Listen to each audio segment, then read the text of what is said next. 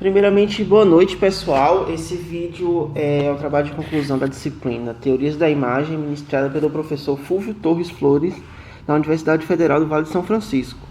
Eu sou Orlando Matos e vou apresentar para vocês uma análise de imagens baseada no livro Teorias da Imagem, do escritor Jacques Almont.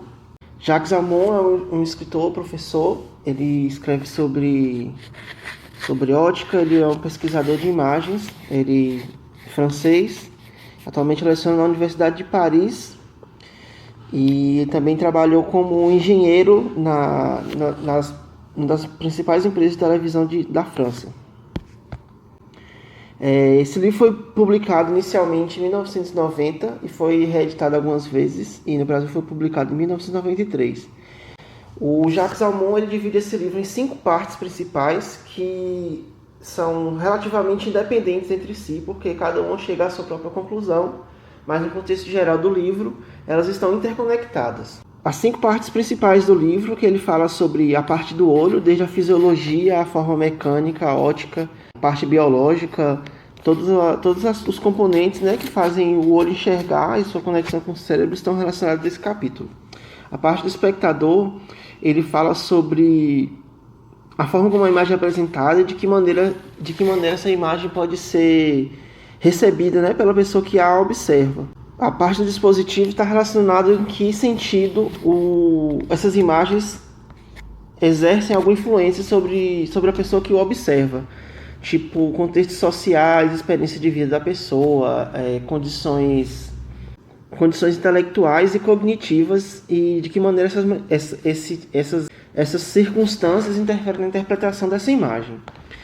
A parte da imagem é a forma como ela é feita, de que maneira ela foi produzida, como ela se relaciona com o contexto social, com o espaço-tempo, e a parte da arte, que ele trata especificamente das imagens artísticas, a maneira como elas são particulares e quais virtudes elas podem transmitir. Os fundamentos que eu vou apresentar nesse vídeo, eles se encontram principalmente no capítulo A Parte do Olho, que foi onde eu encontrei as condições mais relevantes para fazer essa análise.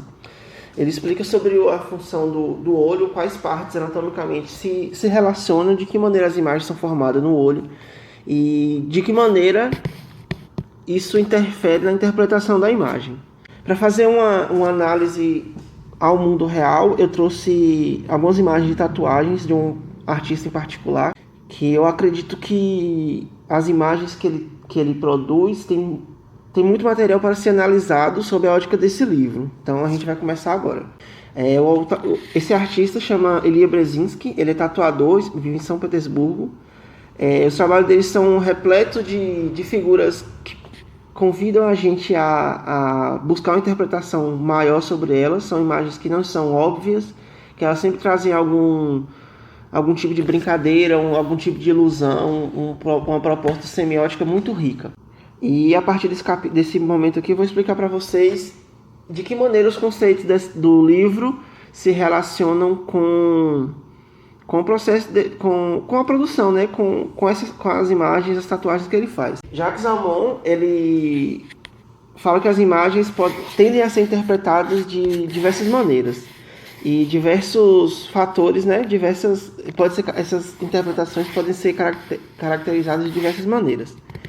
Uma dessas maneiras é o princípio da maior probabilidade, porque o cérebro vai observar uma imagem e ele vai buscar o caminho mais próximo para interpretar essa imagem. Se for uma imagem que ela tem uma característica dúbia, que ela pode apresentar 2 formas de interpretar, o cérebro sempre vai procurar o caminho que é mais familiar a ele. Esse tipo de interpretação tende a ser enviesada por fatores cognitivos e também por experiências pessoais. Vamos usar como exemplo dessas 5 imagens que estão na tela. Temos aqui a primeira, que inicialmente você enxerga um cachorro, mas ele tem uma máscara de coelho. O Jacques Almont até usa um exemplo de uma imagem de um coelho que se parece com um pato.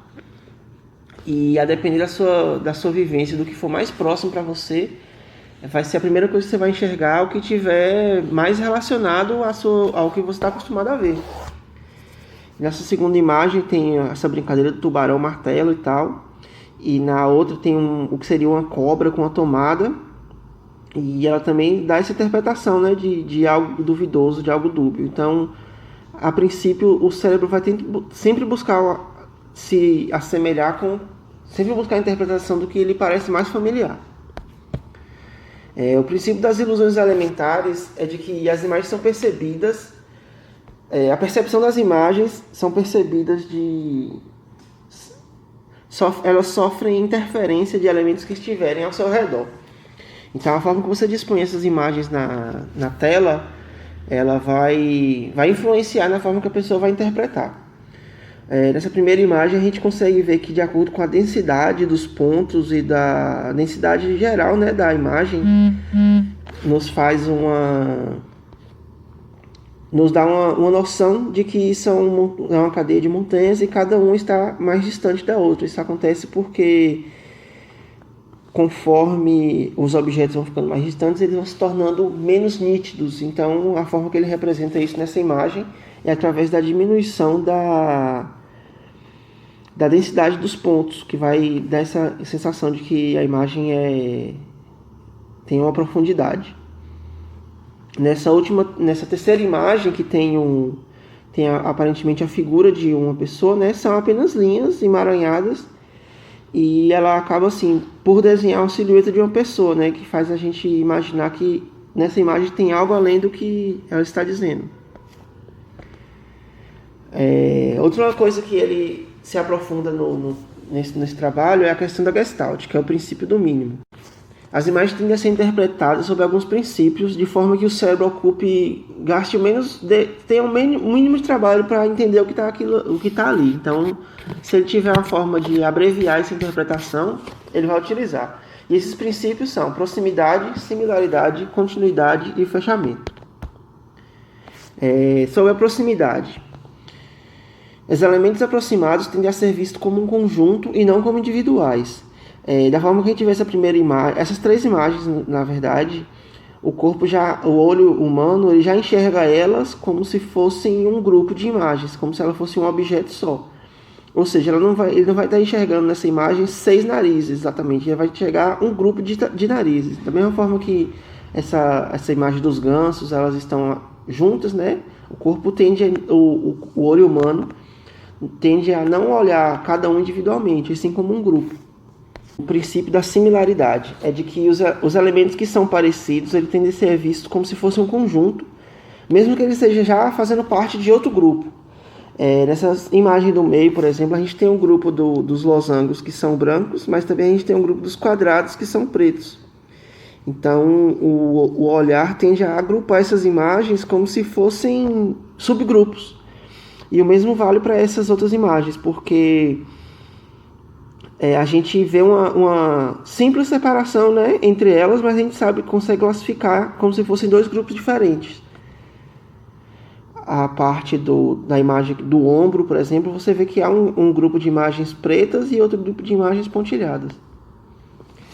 O princípio da continuidade é que elementos e sequências tendem a ser alinhados pela percepção como se fosse um só. No caso dessa cenoura, por exemplo, a gente vê que por mais que ela seja fatiada, a imagem está disposta de uma maneira que a gente interpreta a cenoura como um todo. A mesma coisa para essa linha tracejada do gato, que ele é uma linha tracejada que faz a silhueta do gato, então o nosso cérebro se convence de que essa imagem é um gato. E a mesma coisa para essa imagem clássica do jogo da cobrinha, são os quadradinhos alinhados que formam um desenho de uma cobra. O princípio do fechamento é de que o olhar tende a completar as formas, mesmo que elas sejam apenas sugeridas. No corpo dessa mergulhadora, por exemplo, a gente vê que é vazado, que não tem um contorno definido ali, mas mesmo assim nosso cérebro automaticamente completa essa imagem. O mesmo vale para esse jarro de planta no meio, e para esse pincel que sem as cerdas, mas a imagem da tinta preta acima, ela convida nosso olhar a interpretar que ali é um pincel, como se tivessem as cerdas ali que na verdade não estão. A conclusão que a gente pode chegar é que não tem uma imagem sem a percepção de uma imagem. Então é importante que tenham contextos sociais para embasar a interpretação e a percepção dessas figuras. Ou seja, as pessoas que vão ver essas imagens, é preciso que ela tenha algum tipo de vivência, algum tipo de relação com esse tipo de imagem. Porque a imagem a gente aprende a enxergar ela não é simplesmente existe e ela não está sujeita a uma bela interpretação.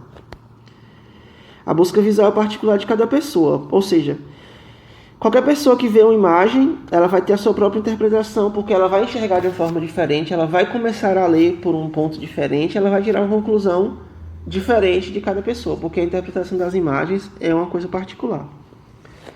Aí estão as referências, agradeço se você ouviu até aqui.